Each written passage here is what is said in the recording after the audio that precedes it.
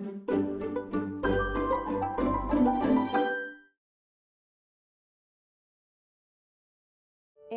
2007, I had a partner that I shared naked pictures with when I was pretty young. In 2011, my email was hacked into or entered by a person that I don't know who is, and they took these pictures and they uploaded all of this online with an encouragement to harass me. These pictures were sent to people on my Facebook friends list, sent to my family. I very quickly understood, you can't keep it a secret because they don't allow you to keep it a secret because the point is to destroy your life. There's this entire degradation of your person and your identity and your body, and people don't want to be associated with you because they're afraid that it's going to stick to them somehow. So a lot of people just exited my life. My name is Emma Holton. I'm 28 years old, and in 2011 I was a victim of what's now known as non-consensual pornography, but was then known as revenge porn.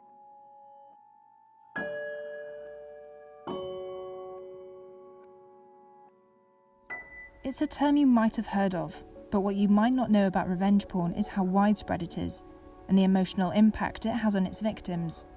Now, after months under lockdown because of the coronavirus pandemic, there's been a surge in the number of cases.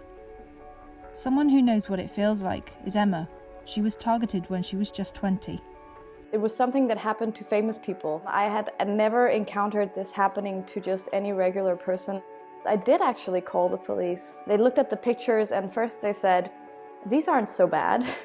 That second letdown was almost as bad as the first. And I felt in a way that my state was agreeing with what everyone was saying online about me, that I was disgusting and that I deserved everything that was happening to me.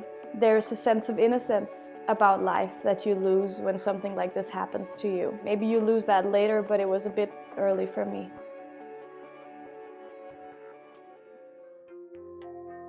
Around 1 in 25 people in the US have been a victim of revenge porn. One study suggests it could be as high as 1 in 3 in the UK and Australia. And in Europe, around 9 million girls have experienced some form of online violence by the time they're just 15 years old.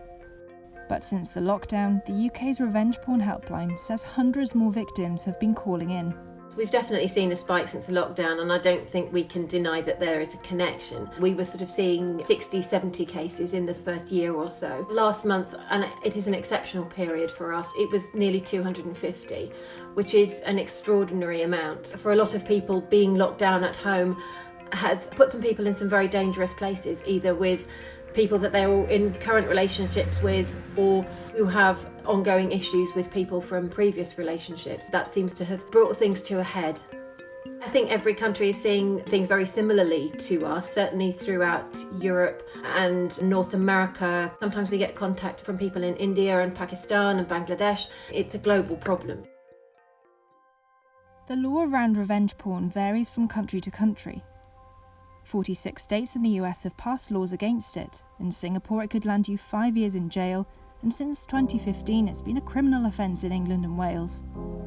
But experts say the law in some places struggles to keep up with the evolving technology trends and isn't really fit for purpose. We've seen new technologies being used, so more common use of Zoom, Microsoft Teams, Skype and all sorts. And so I guess that's given perpetrators, again, new ways to just carry out the abuse that they've been doing in the past. I think what we've seen during lockdown is we've seen a rise in domestic abuse cases, and many cases of domestic abuse now involve the use of technology or threats, for example, to share sexual images. What the lockdown experience has shown us is that technology still isn't being developed with safety and harassment and abuse in mind and at the forefront.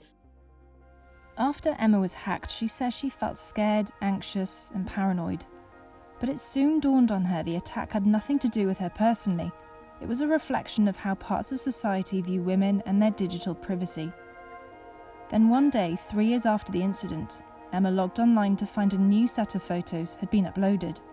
The idea I had was to take new naked pictures of me and upload it to the internet with my consent, and it became the Consent Project. A lot of the reaction that I got to the Consent Project was, people saying, oh, you're just doing the same thing to yourself as other people have done to you. Which to me just made it very, very clear how many people don't understand what consent even means and why it's important and why every person's right to their own body is a fundamental right. I'm not unhappy because people have seen my breasts. I'm unhappy because I didn't get to choose when that happened. For Emma, reclaiming her body and consent is her powerful message to other survivors, and a way to address the conversation around online harassment of women and girls all over the world. This can happen to absolutely everybody, and it has absolutely nothing to do with you or your personality or your sexuality or anything that you did. Other people are doing this to you. You didn't do anything wrong. But the fact that this is a social system also means that it is a system we can change.